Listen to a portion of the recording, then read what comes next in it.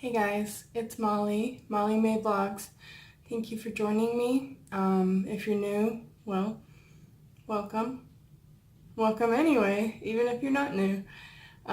So I think I owe you guys like an update so that you know what's going on. So a quick recap. We have been trying to get pregnant since we got married in July of 2013, so 5.5 years now, because we haven't like officially stopped. We're not preventing. But a recap is that I had a tubal ligation after my third child. It was a bad situation. I wasn't in a good place, and I was persuaded to do it. And I feel like that's wrong. I don't feel like anybody should be told that they should do that unless they themselves have done a lot of research and they think that's best for them and they're sure and it's been assessed that there's no mental issues, which I had, and they were aware that I was super depressed and all this other stuff, and that I had been basically screwed over. So it was wrong. I've always felt that way, that was wrong. Anyway, I started looking into getting it reversed really a couple years after I had it done. I just was so unhappy that I had done it. I regretted it from the moment I woke up. Anyway, I had it reversed back in 2012 on December 13th in Louisville, Kentucky by Dr. Richard Levine. He's a great surgeon, and personal is not important here. So I had a bad experience though, because I had to travel right after. The people at the airport made me stand up. It was a really bumpy ride home. I just felt like something wasn't right after that. And we proceeded to start trying probably about 7 months after that.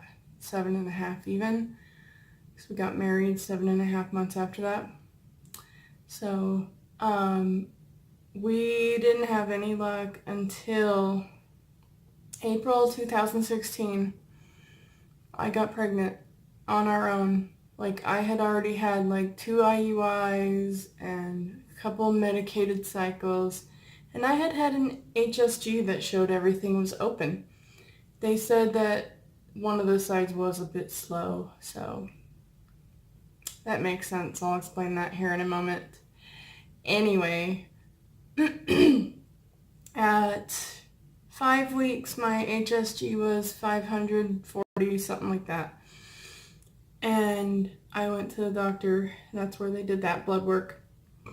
But when I was done at the doctor's, I was spotting. And it did not stop. It picked up. It got heavier. I was cramping like I was going to get my period. I just knew it was over. I knew.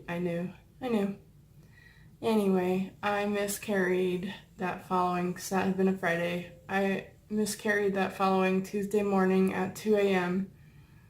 because I woke up to this extreme cramp and then a gush of blood. I went to the doctor later that day and they did my HSG again, and it was down to 200. So yeah, I had already lost it, and that was just my body catching up, I guess. And I spotted for a couple months after that, off and on. It was miserable. I was cramping every time. They never found the pregnancy, so wherever it was probably just cleaning out it and then coming out of me. I do not think it made it to the uterus, and I think that's obviously why it didn't make it. Most people that get pregnant outside of their uterus lose the pregnancy. And we proceeded to find a new doctor because we'd moved, and we found one that was just closer, but he is more expensive. So that was short-lived. I couldn't afford IUIs with this guy at all. So I would go back to the first guy that I was seeing here, which was Dr. Pulatsky. He is CU Advanced Reproductive Medicine down in Denver, Colorado. And the other guy is closer to where I live, so I won't be saying where he is. Anyway, I had another pregnancy back last August. I was not on any medication that cycle either. But when I went to get a blood test, my HSG was only like 6. And progesterone was like 5.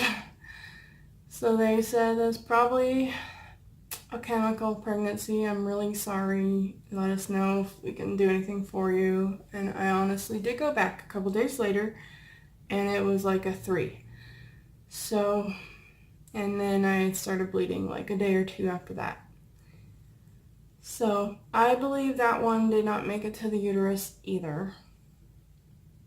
So I had a couple more HSGs in the meantime last year. One in June that the dye went freely through my left fallopian tube and would not go through my right. And the doctor that did my tubal was just sure that something just went wrong, or there was an air bubble or something in the way, and no way my right tube could be blocked. So I decided I wanted to do a repeat, and plus the radiologist who did that one was awful. And I didn't know if I just was so stressed out that I tightened up and closed something off. So I went and had a repeat HSG in, I'd say it was like September. I think it was right after my chemical. And again, freely through the left fallopian tube. And this doctor, who was excellent with me, I have no complaints, I was completely relaxed, said, I'm going to push harder. Sometimes that's all it takes to get this to go. He pushed harder, and that's when it started hurting more and more, and he just could not do that for too long. And plus they say that if there's a blockage and they push too hard, you can blow it up or something. So we stopped. And I went back to the doctor that's closer to me and said, look, I know something's wrong. Something's going on. I can't get pregnant. And when I do, it doesn't make it to my uterus. So please, let's do surgery. So I had a laparoscopic and hysteroscopic procedure in November last year, 2018. And it showed that I had some little spots of endometriosis. I had 3 tiny, tiny ones on my left ovary, and then I had one on the back of my uterus. I kind of think those might be the spots where my pregnancies tried to attach, but I'm not certain. But it just is weird that there was 2 areas where I had those. So he removed the endometriosis, and then he proceeded to do, now I tell you this. He proceeded to do the hysteroscopy and tried to recannulate the right fallopian tube because it was indeed blocked off. So no polyp, no bubbles, no nothing in the way of the tube, just a blockage in the tube. On the proximal end, or pretty close to it, there was maybe like a tiny, tiny bit of space between. And so also during the laparoscope, he took pictures of the tubes. The left tube looked amazing, looked whole. It looks like it was never messed with in the first place. The right tube, however, looks like that. Like it's supposed to be like this, and it had come apart and reclosed wrong. So the passageway that it does have is so narrow that possibly not even like a fertilized egg could fit through. He was able to barely get a little drip of dye through it, but I haven't got pregnant since. It's already February of 2019, and I've done a medicated cycle since then with an IUI where I got follicles on the left side, my open side, and they were beautiful and everything was good. Our numbers, I had like 4 follicles and my husband had a crap load of sperm. It's just like, why? So that's our recap of what has happened, and I have not been tracking anything. I have been going insane around the time when I might ovulate because I want to test and then I don't, and I'm like, oh, I'm missing it, like that feeling, you know? But I did have some signs this cycle, so what they were was, of course, an increased sex drive around cycle day 8 or 9 on through really past ovulation. I'm still a little in the mood, not as much. It was like hyper overdrive. Oh my goodness, like watch out. I'm coming for you. And then on cycle day 12, I think it was Tuesday, so it was like 3 days ago. I got, like, I wiped and I looked because it felt so slippery, like so slippery. And it was like this big glob of egg white serum, just clear, but it looked like egg white. Like I had broken an egg and put the egg white. It was so much. And that day I was so horny that, and luckily my husband had the day off. It was one of his actual days off. I had to have it 2 times that day. So, yeah. And then the next day is when my nipples started hurting really bad. Like, really bad. Like, oh my gosh. Like, how they hurt when I knew I was pregnant with Luke, my youngest son. And then, back started hurting, and I got like these really sharp pinches in my left ovary. And then like for a day after that, I felt like a lot of sensation, like all the way across where my uterus and tubes and like ovaries are.